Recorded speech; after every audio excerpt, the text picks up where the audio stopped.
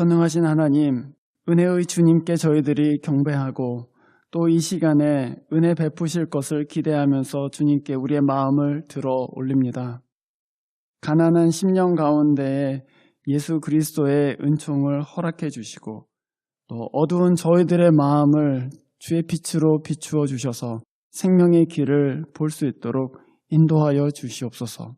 우리 가운데 다스리고 또한 우리 인생을 인도하고 계시는 주 예수께서 이 시간에 저희들 가운데 말씀하여 주시고 잠자는 심령을 깨워주시고 또 상한 심령을 싸매어 주시며 믿음이 부족한 저희들 가운데 큰 믿음을 받게 되는 시간 되도록 역사하여 주시옵소서.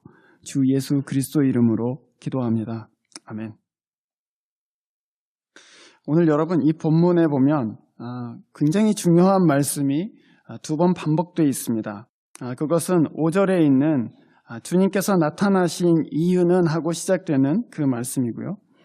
또 8절에도 똑같은 말씀이 있습니다. 하나님의 아들이 나타나신 목적은 그렇게 저희들에게 주님이 왜 오셨는가에 대해서 두 번 강조해서 이 말씀이 말하고 있습니다. 5절과 8절에서 각각 말하는 것은 그렇습니다. 죄를 없애려고 오신 것이다. 또 8절에서는 마귀의 일을 멸하려고 오신 것이다. 그래서 사실 그 두 가지가 같습니다. 죄를 멸하는 것과 또 마귀의 일을 멸하는 것이 둘 다 같은 일이죠. 죄를 없앤다 그랬는데요. 죄가 우리한테 그렇게 엄중한 문제로 생각되지는 않는 그런 문화 안에 우리가 살고 있습니다. 죄에 대한 우리의 이해가 상당히 피상적입니다. 보통 우리가 죄라고 얘기할 때 그것을 어떤 행위로 생각하지요. 누구한테 해를 끼치거나 또는 어떤 사람의 마음을 불편하게 하거나 또는 어떤 재정적인 무슨 손해를 끼친다거나 그런 것을 우리가 보통 죄라고 생각합니다. 행위로 생각하는 것이죠. 그런데 여러분 오늘 본문 4절에서 죄는 불법입니다. 그렇게 얘기했습니다. 이건 그리스 말로는 아노미라고 얘기하는데요. 아노미아 이렇게 얘기합니다. 영어로는 lawlessness, 그래서 법이 없는 상태 이렇게 보통 번역합니다. 이 불법이라는 것은 어떤 행동을 얘기하는 것이 아닙니다. 어떤 계명을 깨뜨린다든지 법을 안 지킨다든지 그런 것을 의미하는 것이 아니라 이것은 마음의 상태를 의미하는 말입니다. 하나님의 다스리심, 법을 통해서 다스리시는데요. 그 다스리심을 받아들이지 않는 상태를 불법이라고 얘기하죠. 그러니까 계명을 어긴 것이 아니라 계명 다 지키고 있고 또 부도덕한 것도 아닙니다. 어떤 사람 남의 것을 갖고 온다든지 무슨 훔친다든지 또는 상해를 입힌다든지 그런 것이 아닙니다. 도덕적인 삶을 살고 있는데도 불구하고 내 마음대로 살고 있는 삶, 내 의지만을 쫓아서 사는 삶을 이 성경은 불법이다 이렇게 얘기합니다. 하나님께서 다스리시는 것을 거부하는 삶이다 그렇게 얘기하고요. 그 불법의 상태를 죄라고 얘기합니다. 4절에서 죄를 짓는 사람마다 불법을 행하는 사람입니다 이렇게 얘기했는데 이것은 저희들이 무슨 한 번의 잘못을 할 때마다 우리는 불법의 사람이다 이렇게 말하는 것은 아닙니다. 보통 우리가 그것을 크리스천 퍼펙셔니즘 이렇게 얘기하는데요. 우리가 죄 없는 상태가 아니면은 우리는 다 죄인이고 하나님의 자녀가 아니다 그렇게 말하는 것은 아니죠. 사실은 원문을 보면은 4절은 그 반복되는 패턴에 대한 얘기를 말하고 있습니다. 죄를 계속해서 짓는 사람, 하나님의 다스리심을 지속해서 거부하는 사람은 불법을 행하는 사람이다. 그 얘기입니다. 말하자면 그 지속적으로 하나님의 다스리심을 거부하기 때문에 결국 이 세상 가운데 죄가 만연해지고 또 예수님께서는 그것을 치유하기 위해서 이 세상에 오셨다는 것이 오늘 우리가 읽은 이 본문에서 강조되어 있는 것이죠. 근데 여러분 아마도 그런 생각을 하실 것입니다. 착하게 사는데 그리고 도덕적으로 살고 있고 남한테 해 끼치지 않는데 그게 그렇게 심각한 문제일까 이렇게 생각하실 수 있습니다. 불법이 그렇게 심각한 문제냐. 내가 누구한테 잘못한 것도 아니고 또 나 때문에 누가 괴로운 것도 아닌데 그렇게 그게 심각한 문제입니까? 라고 물어보실 수도 있으실 것입니다. 주님은 사실 그 질문에 대해서 대답해 놓으셨는데요. 우리가 잠깐 마태복음 7장의 말씀을 한번 찾아보도록 하겠습니다. 마태복음 7장 21절부터 23절까지의 말씀인데요. 제가 여러분 대신해서 읽어드리겠습니다. 마태복음 7장 21절부터 23절까지의 말씀입니다. 나더러 주님, 주님 하는 사람이라고 해서 다 하늘나라에 들어가는 것이 아니다. 하늘에 계신 내 아버지의 뜻을 행하는 사람이라야 들어간다. 그날에 많은 사람이 나에게 말하기를 주님, 주님, 우리가 주님의 이름으로 예언을 하고 주님의 이름으로 귀신을 쫓아내고 또 주님의 이름으로 많은 기적을 행하지 않았습니까? 할 것이다. 그때에 내가 그들에게 분명하게 말할 것이다. 나는 너희를 도무지 알지 못한다. 불법을 행하는 자들아 내게서 물러가라. 이것이 주님께서 마태복음 7장에서 하신 말씀입니다. 주님이 다시 오셨습니다. 우리가 이 세상 끝에는 예수 그리스도께서 심판주로 이 세상에 다시 오시죠. 그런데 그때에 주님 앞에 이제 사람들이 다 나와서 이제 심판을 받게 되는데 어떤 사람들이 와서 주님, 저희들은 주님의 이름으로 예언을 하고 또 귀신을 물리치고 그리고 기적을 행하지 않았습니까? 이렇게 예수님 앞에 나왔다는 것입니다. 그런데 그 사람들에게 예수의 이름을 부르고 이 귀한 일들을 한 사람에게 주님께서는 나는 도무지 너희를 알지 못하겠다 이렇게 말씀하셨습니다. 나는 너희를 도무지 알지 못한다. 그것은 니네가 누군지 알지 못한다 그런 얘기는 아닙니다. 주님께서는 다 알고 계시죠. 이 사람들이 어떤 사람들인지 다 알고 계십니다. 그러나 주님이 나는 너희를 도무지 모른다 하시는 것은 그 사람이 누군지를 모르겠다는 것이 아니고 나는 한 번도 너희들의 주님이었던 적이 없다. 너희들 삶에서는 나를 한 번도 주님으로 섬기고 나를 따라다니면서 한 일이 사실은 없었다. 너희가 내 이름으로 기적도 행하고 예언도 하고 또 귀신도 쫓아냈지만 그것은 너희의 의지로 한 일이다. 내 뜻을 행한 것은 아니다. 그래서 나는 너희들이 누군지 사실은 모르겠다. 너희들이 내 종이었는지 나는 도무지 알지 못하겠다. 그 말씀입니다.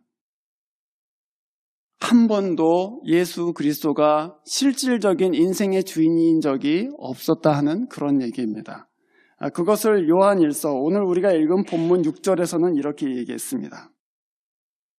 죄를 짓는 사람, 말하자면 불법 하나님의 다스리심을 받아들이지 않는 사람은 그를 보지도 못한 사람이고 또한 알지도 못한 사람입니다. 이렇게 얘기했어요. 그러니까 아까 예수님께서 하신 말씀하고 비슷한 말씀이죠. 나는 너희들을 도무지 알지 못하겠다 이렇게 말씀하셨는데 사도 요한은 그 사람은 예수 그리스도를 보지도 못했고 알지도 못한 사람입니다. 그렇게 얘기하는 것이죠. 이 말씀은 신자들인 우리한테 굉장히 큰 경고가 됩니다. 완전히 눈이 멀어 있을 수 있다는 얘기이기 때문입니다. 사실은 자기 마음대로 살면서 예수가 내 주님이라고 생각하고 착각하면서 살 수 있다는 그런 의미가 되겠습니다. 그럼 우리가 사실은 긴장되잖아요. 이거 혹시 나도 주여 주여 하고 교회 다니고 또 성경 읽고 예배하고 하는데 혹시 나도 그날에 예수님께서 난 잘 모르겠다. 네가 내 종이었냐? 그렇게 말씀하시면 어떻게 해야지? 그런 두려운 마음이 여러분 가운데 또 제 안에 들게 됩니다. 이런 함정에 빠져 있지는 않은가? 혹시 우리가 정말로 눈이 멀고 귀가 막혀서 실제로는 내가 주인이 되어서 살고 있는데 예수 그리스도가 주인이라고 그냥 그러고 다니는 것은 아닌가? 그 질문에 대해서 우리가 생각해 볼 수 있는 하나의 그 기준이 있습니다. 그것은 뭐냐면은 하나님의 뜻이 내게 도전이 돼서 내 의지를 돌이킨 적이 있었는가 하는 것입니다. 하나님이 말씀을 통해서 내 마음을 도전하세요. 그리고 나는 하기 싫어요, 그거. 나는 그런 사람이 아니에요. 그런 타입도 아니고 나는 그런 거 받아들이고 싶지 않아요. 그런데 이게 하나님 뜻이기 때문에 나는 싫은데 하나님 뜻이기 때문에 주님 그렇다면 제가 제 뜻을 굽히겠습니다. 제가 그 인간 진짜 다시는 안 보고 싶지만 제가 제 뜻을 굽히겠습니다. 또 제가 이 일 하기 진짜 싫지만 주님이 원하시기 때문에 제가 마음은 안 좋지만 하겠습니다. 그렇게 내 의지를 돌이킨 적이 있는가 하는 것입니다. 그 질문을 우리가 스스로에게 던지고 그렇지 않구나. 옛날에는 그랬는지 모르겠는데 지금은 그냥 그런 거 없이 살고 있구나. 나는 진짜 내가 좋은 대로만 살고 있구나. 만약에 그렇게 우리 스스로가 고백하게 된다면 그러면은 지금이야말로 회개해야 될 때입니다. 지금이야말로 하나님, 제가 사실은 주님을 주님이라고 불렀지만 사실 제 인생의 주인은 주님이 아니라 저였습니다 라고 고백하고 회개해야 되는 때이죠. 거기에는 그리스도를 아는 지식이 쌓이지 않습니다. 우리가 우리의 의지를 하나님께서 원하시는 뜻에 굽히지 않는다면 우리는 예수님을 알 수가 없어요, 사실은. 한 가지 예를 제가 들어보겠습니다. 제가 우리 청년들하고 같이 이렇게 가르치고 또 일하다 보면은 저희 청년들한테, 리더들한테 제가 그렇게 얘기해요.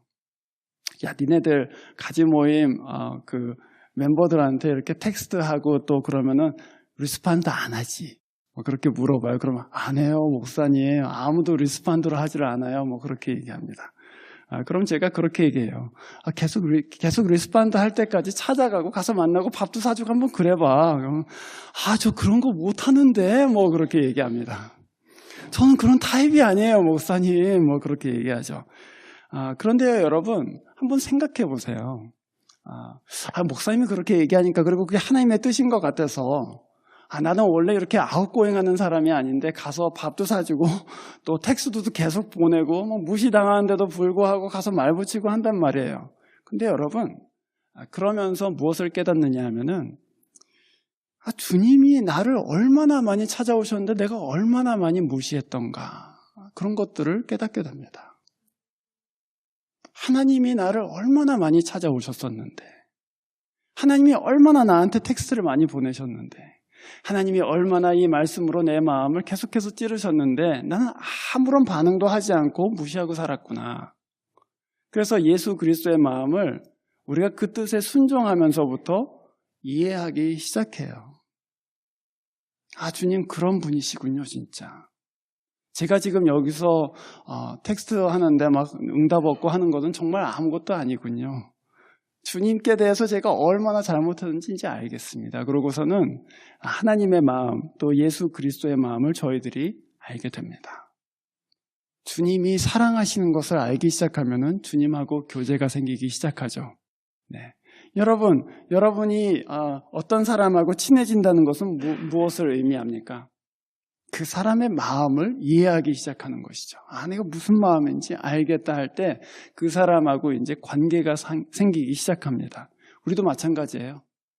여러분이 예수 그리스도의 뜻에 내가 원하지 않지만 그 뜻에 내 마음을 맞추기 시작하면서 그리스도의 고난이 어떤 것인가를 이해하게 됩니다. 그리스도께서 어떤 사랑의 마음으로 접근하셨는가를 이해하게 돼요. 그러면서 제가 주님이 누구신지 이제 알겠습니다. 주님 진짜 신실하신 분이시군요. 주님 진짜 끝까지 저를 쫓아오셔서 회복하시려는 분이시군요 하고 주님을 알게 돼요. 그러면서 주님과 저희 사이에 교제가 생기기 시작하는 것이죠. 사도 요한은 7절에서 그래서 이제 이렇게 얘기합니다. 자녀된 이 여러분. 요한이 사랑하는 회중들이에요. 그래서 자녀된 이 여러분, 아무에게도 미혹당하지 마십시오. 그렇게 얘기했습니다.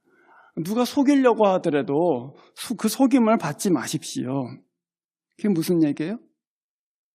누가 여러분 마음대로 사는 것이 그냥 인생의 목적이다 그렇게 얘기해도, 또 하나님 따라가면 뭐하냐, 예수님 따라가면 뭐하냐, 거기 무슨 돈이 나오냐, 밥이 나오냐, 쌀이 나오냐. 하나님 뜻대로 하면 손해보는 것 같아요, 사실. 하나님 뜻대로 하면 뒤처지는 것 같고, 공부할 것도 많아 죽겠는데 왜 교회는 나가나? 또 지금 읽을 것도 많은데 왜 성경을 읽나? 아니 왜 자꾸 기도회 나오라고 하나?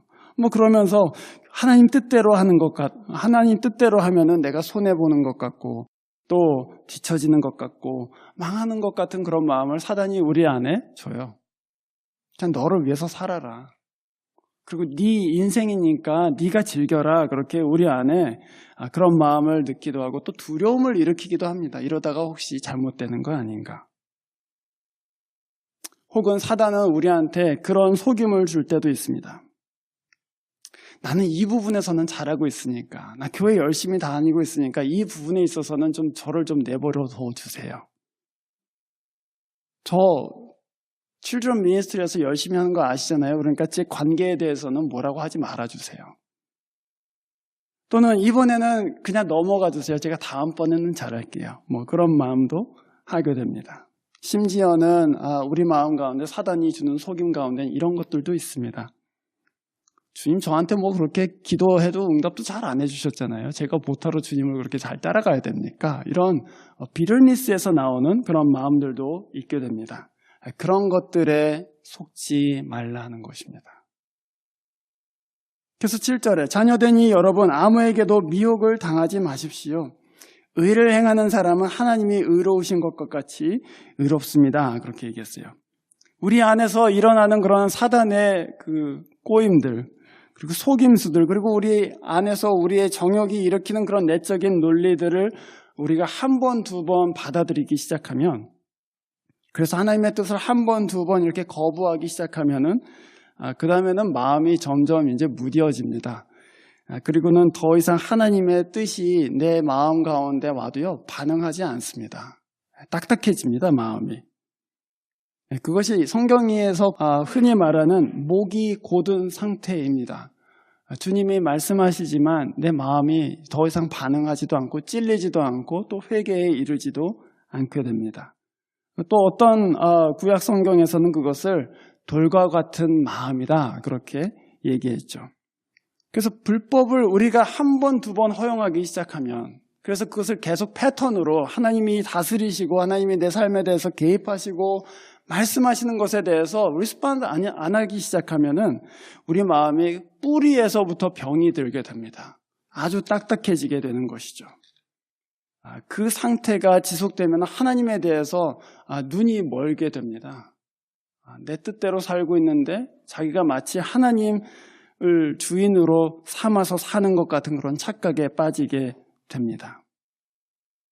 그것을 바로 우리 오늘 이 본문에서 마귀가 하는 일이다 그렇게 얘기하는 것이죠. 우리가 마귀한테 완전히 속아서 자기의 실제적인 상태를 알지 못하는 하나님의 다스리심을 완전히 거부하고 마음대로 살고 그리고 진노 아래 있게 되는 그런 황당한 일이 일어나는 것입니다. 이런 마음 누가 고칠 수 있을까요, 여러분?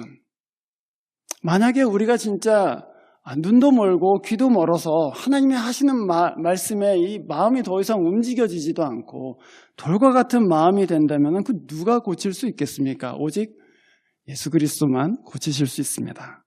그래서 사실은 요한 사도가 9절에서 이렇게 얘기했습니다. 하나님에게서 난 사람은 누구나 죄를 짓지 않습니다. 우리는 다 그랬어요, 사실은. 우리는 다 마음이 돌과 같았고요. 우리는 다 하나님께서 하시는 말씀이 무슨 말인지 잘 알지 못해서 리스폰드 하지도 않았고 반응하지도 않았었어요. 그런데 주님이 우리에게 오셨을 때 그분은 우리의 하트, 우리의 마음을 한 부분이 고장났다고 그 한 부분을 고치시고 또 이 부분이 고장났다고 이 부분을 고치시고 그런 분이 아닙니다, 사실은. 차로 비유하자면은 주님께서는 중고차를 가져다가 여기도 고쳐보고 저기도 고쳐보고 그런 것이 아닙니다. 주님은 통째로 새 것으로 바꿔주신 것이죠. 말하자면 그거를 심장 이식에 우리가 비유할 수 있을 것 같습니다. 심장병이 있는 사람들, 심장에 문제가 생긴 사람들은 여러분 굉장히 어렵게 삽니다. 저도 어렸을 때에 그 심장 질환을 앓고 있는 친구가 저희 반에 있었는데요. 항상 제 기억에 얼굴이 창백하고 입술이 항상 파랬던 생각이 납니다. 같이 체육 시간에 나가도 운동할 수 없어요. 뛰지 못합니다. 그리고 활발하게 생활할 수가 없죠. 왜냐하면 그 심장에 처음부터 어떤 디펙트가 있기 때문에 그 심장 이 부분 조금 고친다고 해서 나아지는 것이 아닙니다. 어떻게 고칠 수 있을까요? 심장을 이식하는 것이죠. 그것을 우리가 바로 거듭남이라고 하는 것입니다. 예수님께서 우리에게 말하자면은 우리의 이 하트를 고치실 수 있는 유일한 의원이신 예수님께서 오셔서 이 하트를 여기 조금 고치고 저기 조금 고치고 하는 것이 아니라 예수님 자신의 하트를 우리한테 주셔서 이식해 주시는 것이에요. 그 새로운 심장이 우리 안에 들어와서 나는 더 이상 체육 시간에 앉아있지 않아도 되는구나. 더 이상 내 얼굴이 창백하게 그냥 아무하고도 놀지 못하고 가만히 앉아있을 필요도 없구나. 나는 나가서 뛸 수 있구나. 나는 나가서 산을 오를 수 있구나. 왜냐하면 새로운 하트가 이 안에 뛰고 있기 때문이죠. 그것을 우리가 거듭남이라고 얘기합니다. 그냥 고치는 것이 아닙니다. 하나님께서 자기 아들의 심장을 우리 심장에 이식해 주시는 것입니다. 주님께서는 당신의 심장을 우리를 위해서 내어주셨습니다. 우리의 돌과 같은 심장을 드러내시고요. 예수 그리스도의 살아있는 심장을, 새 마음을 저희들에게 허락해 주셨습니다. 그래서 오늘 9절에서 하나님에게서 난 사람, 예수 그리스도의 심장을 이식받은 그 사람은 죄를 짓지 않습니다. 하나님의 씨가 그 안에 있기 때문입니다. 그 말씀이 바로 중생을 얘기하는 것입니다. 거듭남을 얘기하는 것이죠.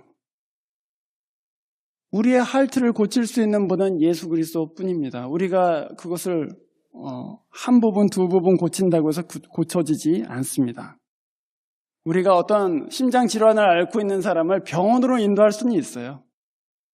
또 저 사람이 심장 전문 의래더라. 그래서 그 의사한테 소개시켜 줄 수도 있고 또는 교통편을 제공해 줄 수도 있습니다. 그러나 누구도 그 사람을 고칠 수는 없어요. 예수 그리스도만 고치실 수 있습니다. 그러면 예수를 안 믿는 사람은 어떻게 해야 될까요? 그 사람들한테 유일하게 할 수 있는 일은 그 의원을 찾아가는 것입니다. 예수를 찾아가는 거예요. 하나님을 찾으세요. 그리고 그가 계신 자리로 나오십시오. 신자들은 무엇을 할 수 있겠습니까? 신자들 누구도 어떤 사람을 회심시킬 수는 없습니다. 그러나 신자들이 할 수 있는 일은 기도하는 것입니다. 의원에게 소개해 주는 것입니다. 이 사람이 아프다고 의원 앞으로 그 사람을 데리고 가는 것이죠. 중보할 수 있고 또 초대할 수 있습니다. 그리고 고치는 것은 의원이신 예수 그리스도께서 하시는 일이고 그분이 자기의 심장을 내어주실 때 고쳐지는 것이죠. 그렇게 해서 이 요한은 우리가 그 불법으로부터 완전히 고침받는다, 그렇게 설명하고 있는 것이죠. 신자들은 이제 중생한 신자들, 거듭난 신자들은 이제 그리스도 안에 거하라는 말씀을 듣습니다. 그래서 6절 말씀 이렇게 되어 있습니다. 그러므로 그리스도 안에 머물러 있는 사람마다 죄를 짓지 않습니다. 그리스도 안에 머물러 있는 사람 죄 짓지 않습니다. 하나님의 다스리심을 받아들입니다. 그 얘기입니다. 거듭난 신자들, 자기 안에 그리스도의 심장이 뛰고 있는 그 신자들은 날마다 하나님의 형상으로 닮아가기 시작합니다. 그리스도 안에 거한다는 것은 그래서 추상적인 의미가 아닙니다. 그것은 그리스도께서 나를 다스리시는 것을 받아들이는 것입니다. 네, 의지하고 부딪혔던 것이지만 제가 주님의 뜻으로 알고 받아들이겠습니다 하는 것을 의미하죠. 구체적으로는 무엇을 의미합니까? 우리 내적으로는 하나님의 뜻을 기도 가운데 묻는 것을 의미합니다. 하나님의 뜻을 알아야지 기도할 수 있잖아요. 알아야지 따를 수 있잖아요. 그래서 우리가 기도할 때에 그냥 무조건 달라고 하지 않습니다. 주님, 이것이 하나님의 뜻입니까? 주님, 이것이 주님께서 원하시는 것이 맞습니까? 우리가 돈을 위해서 기도하지만 주님, 이것이 주님을 위한 것이 맞습니까? 그러고 기도하기 시작합니다. 주님께서 중간에 마음을 바꿔주시기도 합니다. 아니다. 사실은 나는 네가 그 기도보다는 이 기도하기를 원한다. 네가 이 커리어, 돈을 벌려고 하고 있지만 내가 원하는 것은 이 커리어를 통해서 돈을 벌게 하는 것이 아니다. 이 커리어를 통해서 네가 섬기기를 원한다. 주님께서 우리 마음 가운데에 주님의 뜻을 알려주시는데요.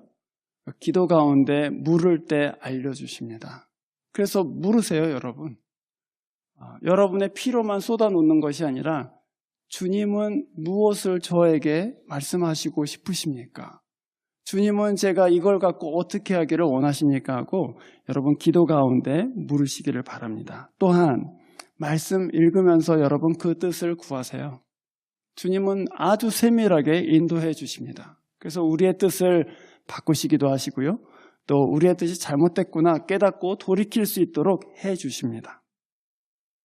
외적으로는 무엇을 할 수 있을까요? 하나님의 뜻을 이제 우리가 기도 가운데 알았습니다. 그리고 말씀 가운데 하나님의 뜻이 무엇인지를 알게 됐어요.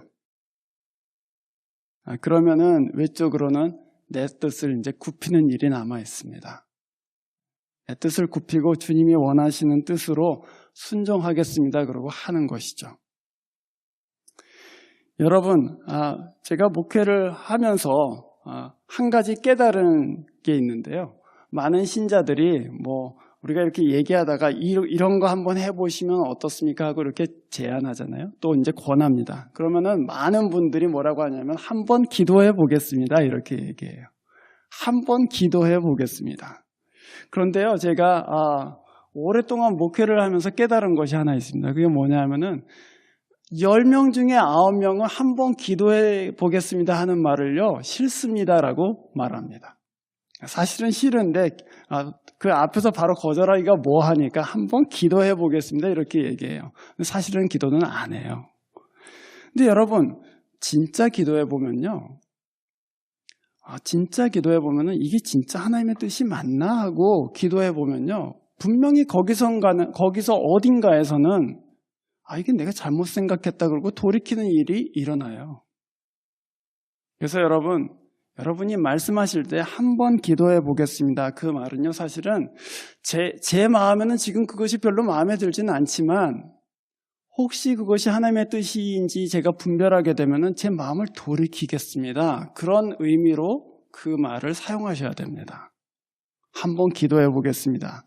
그거는 우리가 함부로 그냥 싫은데 그걸 유포미즘을 이렇게 돌려서 말해서는 안 되는 말이죠. 그것은 우리한테 기도가 어떤 것인지를 분명하게 보여줍니다.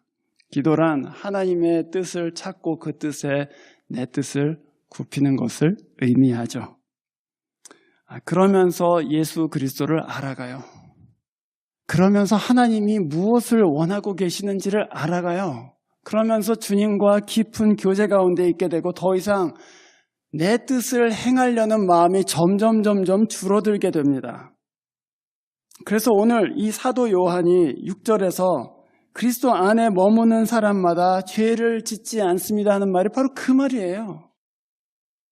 주께 물었던 사람들, 주께서 가르쳐 주신 그 뜻을 자기는 원하지 않지만 순종했던 사람들은 죄 짓지 않아요. 하나님의 다스리심을 받아들입니다. 그것을 이렇게 비유할 수 있을 것 같습니다. 여러분, 요리를 하고 나서 이제 밥을 먹잖아요. 그러고 설거지하기 싫지 않습니까? 그래서 설거지를 한 며칠 동안 그대로 남겨둔다고 생각해 보세요. 그러면은 나중에 너무 쌓여서 이제 더 이상 참을 수가 없다, 이제는 씻어야 된다. 바로 씻어집니까? 안 씻어지죠? 네, 그 플레이트에 이 음식 찌꺼기가 완전히 딱딱하게 달라붙어 갖고는 바로 씻으려고 해도 잘 씻어지지 않습니다. 어떻게 하면 되죠? 네, 물 속에다가 한 30분, 1시간이라도 담궈 놓으면 어떻게 됩니까? 딱딱하게 굳었던 것들이 다 이제 풀어지게 됩니다.